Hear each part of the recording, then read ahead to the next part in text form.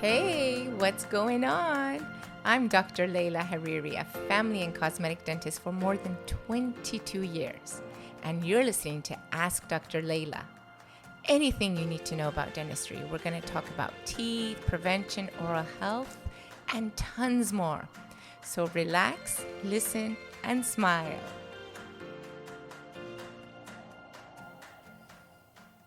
Good day, everyone. How are you all doing? Hope everyone is doing A-okay, fantastic. And it's been a really good week for me because it's been a balance between the clinic and taking some courses with international speakers. And actually, my weekend, that's what I spent doing both days. I'm back in the clinic today and tomorrow, and then a bit out again.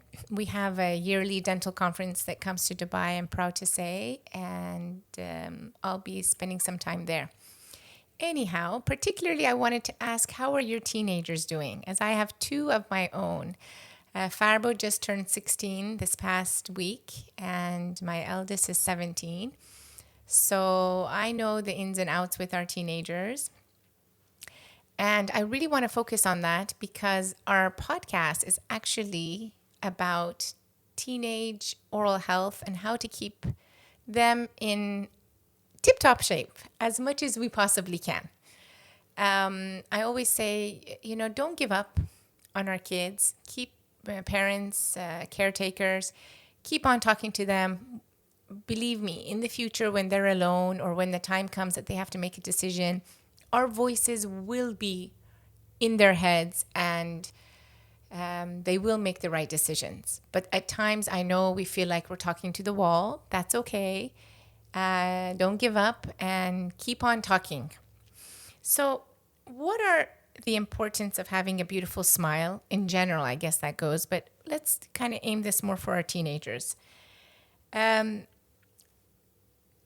success that comes with it, more and more they say that, the soul was looked through the eyes. And now people say we notice the teeth actually so much more. And it's kind of the window to the soul. So we really must take care of those teeth. And it does bring success in terms of there's studies shown that job opportunities, making more money, which is, it all goes, hand in hand in your careers. And then I'll talk about, what happens if we don't take care of them? I think that might be of more importance. Attractiveness for sure. And I tease the patients who are in these teen years. I say, whether they're boys, I say, it's nice to have lovely teeth. You'll get more attention from the girls and they get a little blushed and vice versa. So definitely it affects our attractiveness and confidence for sure. And that goes, if we don't have the proper teeth and we have to go through that whole, a lot of money, a lot of time to get those beautiful teeth, I do see how I change people's smiles. And all of a sudden, they're just so confident and they want to be smiling all the time. And that just explains that, a smile is worth so much. Not only are you reaching out, it's a human to human, you make someone else happy, but you look like, at least, from the outside, you're a much happier person and people feel like they want to be around you and, just engage with you more. And then it goes without saying, if we're smiling and we're confident and we're attractive and successful, we have decreased blood pressure and increased immune system. So let's talk about the mouth-body connection a bit. How is your smile connected to your overall health? So it's always, just like the gut, we hear this a lot, it's the balance of the good and bad bacteria. We all have, our mouths are filled with bacteria, but it's the balance between the good and bad that makes it or breaks it. The lifestyle that we choose to have, it affects the oral biome of our mouth and our overall health. That goes without doubt. And inflammation. Inflammation is not good, whether it's, inflammatory markers that they find, throughout our body, or inflammation that I see daily in people's mouths. That the white blood cells have been accumulating and are, something has triggered it, and then that causes bleeding gums. Those are all signs of inflammation and an increase of the harmful bacteria. So, moving on to cavities. Cavities do not hurt often, right? They don't hurt and can be felt and cannot be felt until they are extremely deep. So when I tell people they have cavities, they say, but I don't have pain. And I tell them over and over again, and this goes for any age, of course, that by the time you feel it, it's pretty much too late. I mean, it's never too late, of course, whether you decide to do a root canal or you extract because you don't want to do root canals. That's a whole different topic for another day. But usually they're not felt. So it doesn't mean that you are cavity free if you're not having pain. Hence the 6 months checkup with the dentist and hygienist, and the regular x-rays, and the checkups is of utmost importance. So what is a cavity? A cavity is a soft spot in a tooth that's caused by lactic acid released from the bacteria. So the bacteria are already there. You put food in the mouth, and the food and the bacteria engage together, if we can say, and produces lactic acid. And the lactic acid is what eats away the enamel. And the enamel is very hard substance. It's harder than bone. So, but the truth is, it does eat it away if it's not cleaned off regularly. And that, I mean, 2 times a day for 2 minutes with the floss, then it's inevitable. It's going to start eating away the enamel. So sugar, the big one, especially with teens. Now, in my days, we had the can machine, Pepsi, Coca-Cola, Mountain Dew, Sprite, 7-Up, all of that, Miranda, in our high school. And I'm happy to say that I don't think we have it in high schools here, at least not in my boys where they go. And but from morning before first period, I remember people were lined up to just have that, that caffeine in the morning, not realizing that it's all sugar. So sugar itself is not what causes a cavity, but it's a fuel source for the bacteria again. So by putting sugar in the mouth, the bacteria just go and have a party, producing a lot more lactic acid. And if it's left on the mouth, on the teeth in the mouth, then causing cavity. Bacteria consume sugar and release lactic acid. Remember that. Sugar, carbonation, and acids weaken tooth enamel. They also encourage the growth of bacteria in the mouth. Without enamel protecting your teeth, bacteria can do significant damage. These toxic beverages literally eat away at the protective enamel and then get to town, leading to rotten, brown teeth. And I'm sure nobody, especially teenagers, you don't want rotten, brown teeth. What are some of the negative effects of soda? It's actually, all of it is really negative. But 3 items that really I think we need to bring out that people may not know is, besides the teeth, is memory loss, nerve disorders, and behavior problems. The acid in sports drinks is a harmful erosive ingredient. After just 5 days of consistently drinking sports drinks, enamel erosion is evident. So there's a lot of acid, okay, in the sports drinks and in some drinks. So you have to know. And that itself is very erosive. And there's been tests done, we with extracted teeth, and we, put Coca-Cola in it, wait, and it just gets eaten up. So a 3.2 ounce of Gatorade, for example, has 52.5 grams of sugar. Okay, 11 teaspoons of sugar and 200 calories. So why not consider drinking water to hydrate while competing? And remember, coconut water is an excellent alternative and contains potassium. If you plan to drink sugary beverages, consider using a straw, so it just goes right down. Not good for the rest of the body, but at least it doesn't affect the teeth as much. Drink with a meal. It always helps because the food helps, it's cleansing. And finishing within 15 to 20 minutes to limit the teeth time that are exposed to the acid. So if you sip all day, you will get decay. Chewing sugar-free gum afterwards to stimulate the saliva flow and neutralize the effects of acid is ideal. Drinking water afterwards or alternate between drinks of soda, sports drinks with sips of water will help if you really must have your soda or the sports drinks. And waiting at least 30 minutes afterwards to brush to minimize the erosion. So, what are bleeding or red inflamed gums a sign of? They're definitely not normal, and they're a sign of gingivitis. Gingivitis is an acute inflammation of the gums, a common condition in teenagers which can progress to gum disease. To reverse gingivitis, brush with a soft toothbrush along the gums and teeth. Use a warm salt water or essential oil rinse like Listerine at night, but my favorite is salt water, as you all know. And floss every night or at least 3 to 4 times per week. And I prefer nighttime flossing over daytime because I feel all day you've been eating. And as I've mentioned before, the saliva flow decreases at night. So the best brushing and flossing should really be the last thing we do before we sleep. And visit a dentist and hygienist for regular cleanings to remove bacteria along the gum line. Regular visits to your hygienist and dentist are necessary to remove tartar and calculus.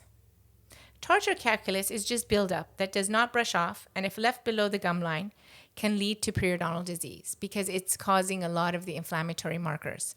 And it just means that the plaque that was originally there, the mixture of the food and all the bacteria that initially forms, if it's left for a certain amount of days, then that turns into a hard mineral like calculus, and it's really difficult for you to remove it. At that point, you must see the hygienist to get it removed. And that left on the teeth causes a lot of inflammation because the body sees it as a foreign material and it just wants to fight it.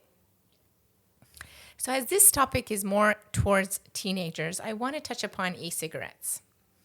E-cigarettes contain nicotine, which is very toxic in high doses and was used as an insecticide. E-cigarettes usage has tripled among middle and high school students. They can contribute to gum recession. Dry mouth increases bacterial buildup and tooth decay.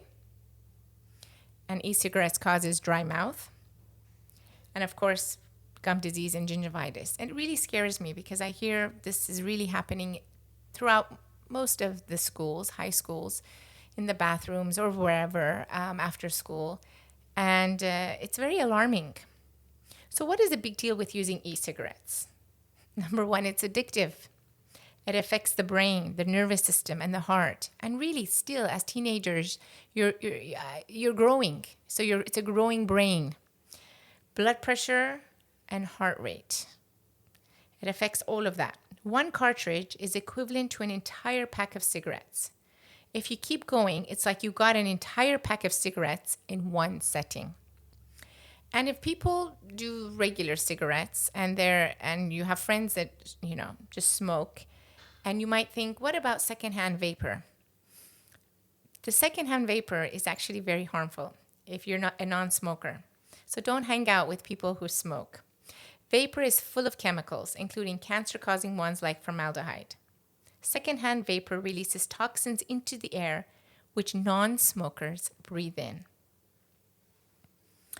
So let's move on to braces, Invisalign, orthodontics, which is a specialty in dentistry that helps align the teeth because we know misalignment has many issues. Well, one is the looks of our teeth, and number two, we get more of that plaque, hence later tartar, calculus buildup because it's harder to keep them clean.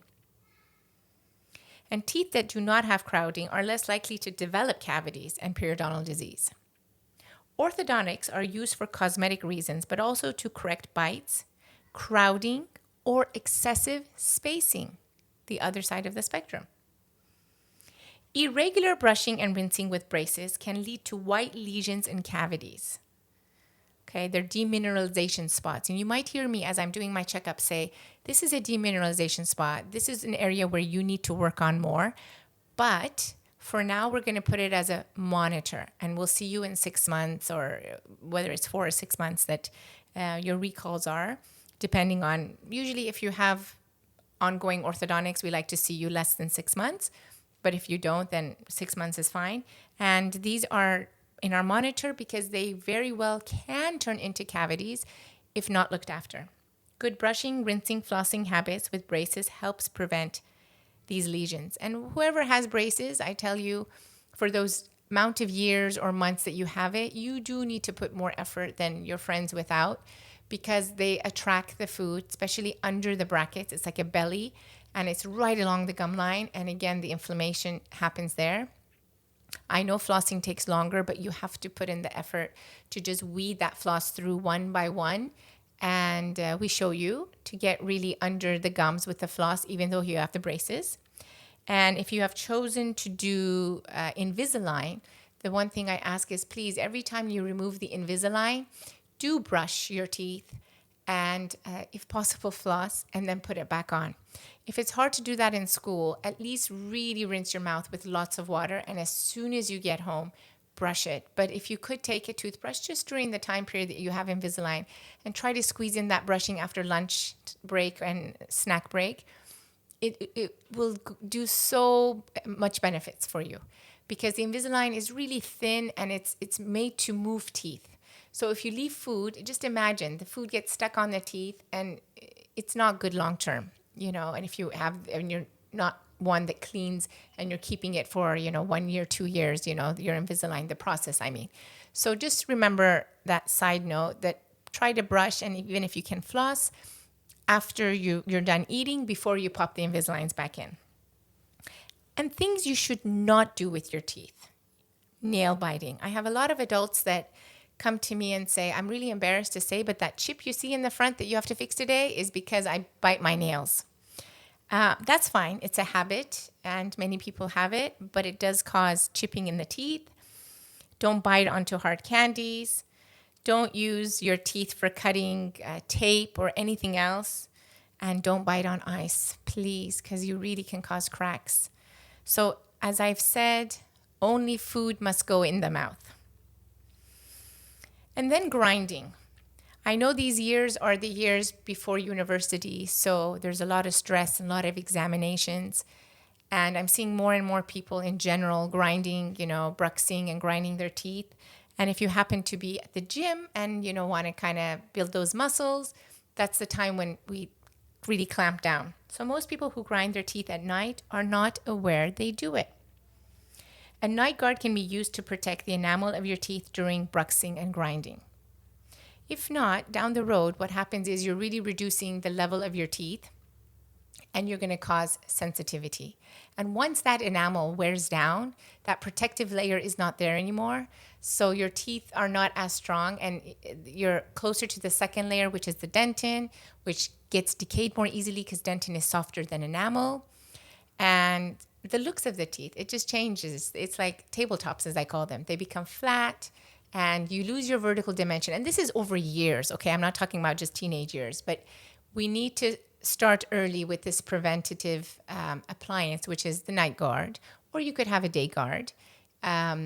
If you are a grinder, or you catch yourself, grinding in specific times, then this is something good to pop on, so you're not grinding your teeth away. It's like that cushion between your teeth.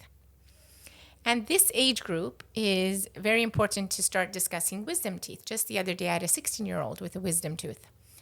And not all wisdom teeth we need to remove, but it needs to be examined properly with the proper x-ray and examination. So third molars or wisdom teeth erupt around the age of 17 to 22. But I just said I saw a 16-year-old. So it's very possible if you're early in your dentition. Many people do not have enough room for their third molars and can develop swelling and pain. And whitening, back to looking beautiful.